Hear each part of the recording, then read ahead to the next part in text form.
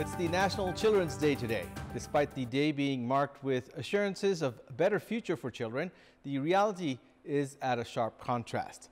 Also in this edition of Kantipur News, we have updates about the troubles of U.S. President Joe Biden's son and the Asia Cup, where Sri Lanka saw off Pakistan to book a spot in the final against India. Good morning, I'm Abhyuday Shrestha, and these are the headlines of the hour. 78 doctors and healthcare workers of Hetona Hospital resigned in a collective display of solidarity against the assault of two doctors. Health services paralyzed in Makwanpur. Children's Day being observed with the slogan of Investment in Children, Initiative for a Secured Future. Right to education and safety limited to assurances. U.S. President Joe Biden's son, Hunter, criminally charged with 3 counts of lying when buying a firearm. Indictment is the first for a child of a sitting American president. And Sri Lanka see off Pakistan by 2 wickets under the DLS method at the Asia Cup, secure their spot in Sunday's final against India. In a collective display of solidarity, 78 doctors have resigned in Hetona in protest against the assault of doctors. All health services except emergency care have been suspended in Makwanpur with the demand of action against those assaulting doctors Bikash Thapa and Prashant Birari at Sancho Hospital. The doctors and healthcare workers have demanded actions against those assaulting the 2 doctors and have suspended all health services except emergency care in Hetona Hospital. The outpatient department, or the OPD, of the hospital has been closed as well. The protesting doctors have warned of halting the services until actions are taken against those responsible for the assault. The incident unfolded when a group of individuals accompanied by their relatives assaulted the 2 doctors within the hospital premises. Their motivation stemmed from allegations of negligence in the treatment of Rajesh Pradhan, a 41-year-old resident of Hetona 12, who succumbed to a dengue infection. Following mounting pressure from the doctors, police have arrested Rama Pradhan, spouse of the deceased, along with his son Rohit, daughter Ramita, and nephew Anup Pradhan. This arrest was prompted by incriminating evidence captured on CCTV footage, which showed the attackers assaulting the doctors. The risk of dengue is gradually decreasing in Dharan. The number of patients reaching the hospitals and other health institutions has gradually reduced as dengue cases caused by Aedes aegypti, a type of mosquito, have declined. Ward offices and health institutions have also stopped providing free tests. According to Dharan Submetropolis, dengue cases have reduced following the reduction in rainfall in the past 2 weeks and effective control campaign. However, the submetropolis has added that risks still persisted. Prior to this, 16,700 dengue infections were reported in Dharan, with 13 deaths. Today is the National Children's Day. The day is being celebrated by organizing various programs throughout the country with the slogan Investment in Children, Initiative for a Secured Future. The country started to celebrate the National Children's Day from August 19, 1964. Prior to the establishment of democracy, the National Children's Day was celebrated on the birthday of then Queen Ratna, who initiated the celebration in Nepal. After the implementation of republicanism, the country has been celebrating the National Children's Day on 29th of Bhadra as per the Nepali calendar, commemorating the endorsement of Child Rights Convention by Nepal on September 14, 1990. However, development of children, their inclusion and securing child rights have been limited to papers and slogans. Children have been deprived of even basic rights, including education, health, and upbringing.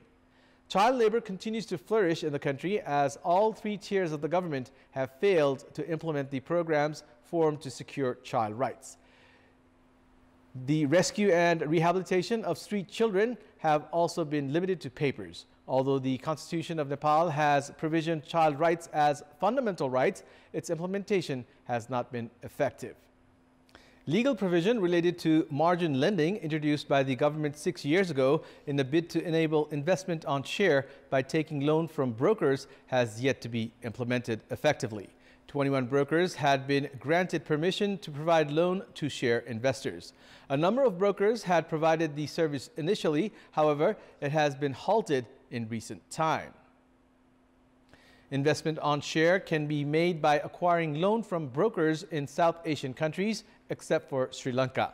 However, loan has to be acquired from banks for this purpose in Nepal. Strong source income must be furnished while acquiring loan from banks.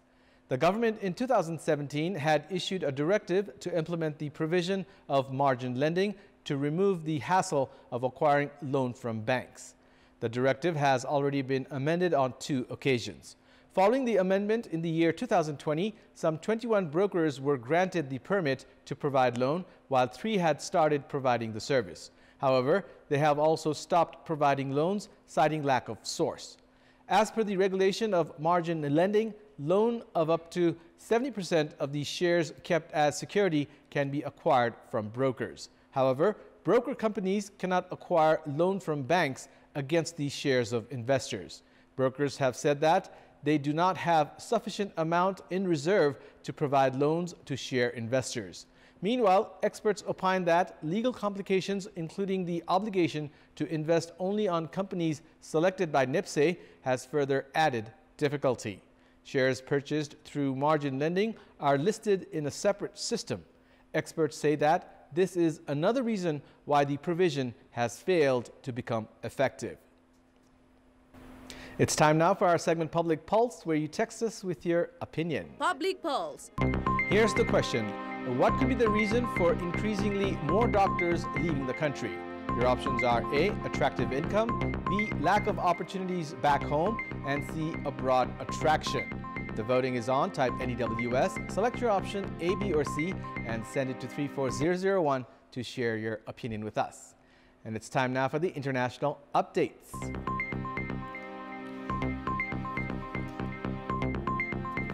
U.S. President Joe Biden's son Hunter has been criminally charged with 3 counts of lying when buying a firearm after a proposed plea deal collapsed. The indictment marks the first time the child of a sitting president has been criminally prosecuted. A planned plea bargain to resolve gun and tax-related charges he faced abruptly fell apart in July. All 3 counts relate to 53-year-old Hunter Biden allegedly lying on forms while buying a gun when he was a drug user. Prosecutors allege he falsely claimed that he was not an unlawful user of the addicted to any stimulant narcotic drug when he purchased a Colt Cobra Special revolver at a Delaware gun store in October 2018. At the time, Hunter was a heavy user of crack cocaine. Under U.S. federal laws, it is a crime to lie on such documentation or possess a firearm while a drug user. The Justice Department said in a statement he faces a maximum penalty of 25 years in prison if convicted. Actual sentences for federal crimes are usually less than the maximum possible penalties. It is still unclear when and where Hunter Biden's initial court appearance will take place. In June, a 2-part agreement was reached between prosecutors and Biden's legal team, which later collapsed. Under the terms of that agreement, he would have been charged with 2 misdemeanor counts for failing to pay his taxes on time in 2017 and 2018. He would also have been forced to admit to legal possession of a firearm and agree to drug treatment and monitoring to avoid a felony charge and potential imprisonment. Chinese Defense Minister Li Shangfu abruptly pulled out of a meeting with Vietnamese defense leaders last week, according to 3 officials with direct knowledge of the matter, amid questions about his more than 2-week-long absence from public view. 65-year-old Li was due to attend an annual gathering on defense cooperation hosted by Vietnam on its border with China on 7th to 8th of September earlier this month, but the meeting was postponed after Beijing told Hanoi days before the event that the minister had a health condition. The sudden postponement of the meeting and the reasons cited by China are being reported by Reuters for the first time. China's State Council Information Office, as well as its defense and foreign ministries, did not immediately respond to a request for comment about the Vietnam event. The Vietnamese embassy in Beijing couldn't immediately be reached for comment yesterday evening. The abrupt cancellation of Lee's trip follows China's unexplained replacement of Foreign Minister Qin Gang in July after a prolonged absence from public view and a shape-up of the leadership of the People's Liberation Army's elite rocket force in recent months, moves that have raised questions about the Chinese leadership's decision-making. Sports news. The Nepali contingent participating at the 19th Asian Games was bade farewell yesterday. Speaking during the event yesterday, Prime Minister Pushpakamal Dahal pledged to release the money promised to the athlete. Prime Minister Dahal said that the government has always considered the development of players in high priority. The Prime Minister even pledged to release the blocked money previously assured to the players itself through a cabinet decision. Meanwhile, Minister for Youth and Sports Digbadur Limbu viewed that players should be provided with red passports. Nepal are participating in 29 disciplines in the Hangzhou Asian Games that begins from 23rd of September next week in China. Nepal are sending a sizable contingent of 254 members, including 253 players, 52 coaches, 30 team manager, and 11-member medical team. The National Sports Council member secretary, Tankalal Gising, said that the participation of athletes in 29 disciplines was an achievement in itself. The Asian Games this time will see the coming together of over 12,000 players from 45 nations. In our Public Voice segment, we had asked people in all the 7 provinces what they would like to say to Nepali athletes participating at the upcoming Asian Games that is to be held in China's Hangzhou. Let's take a look at what they had to say.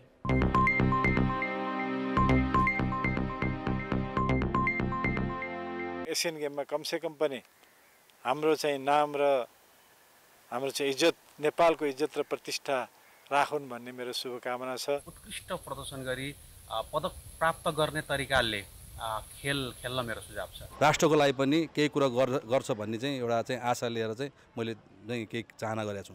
देशको नाम राख्ने गरी खेल खेल्न मेरो सुझाव छ। पदकका साथ हामीले चाहिँ स्वागत गर्न पाऊँ भन्ने मैले चाहिँ आशा व्यक्त गरेको छु। नेपालबाट जाने सबै खेलाडीहरूलाई चाहिँ राम्रोसित खेल्नुहोस्, पदक जितेर्नुहोस्, राष्ट्रको नाम राख्नुहोस् भन्न चाहन्छु।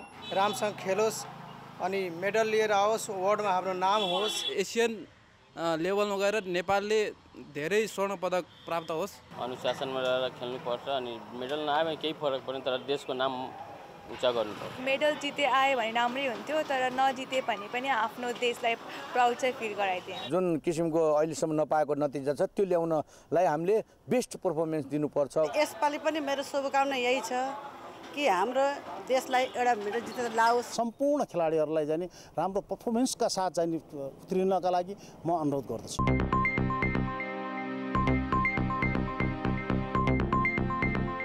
That's all for the moment. Thank you for watching. Have a good day.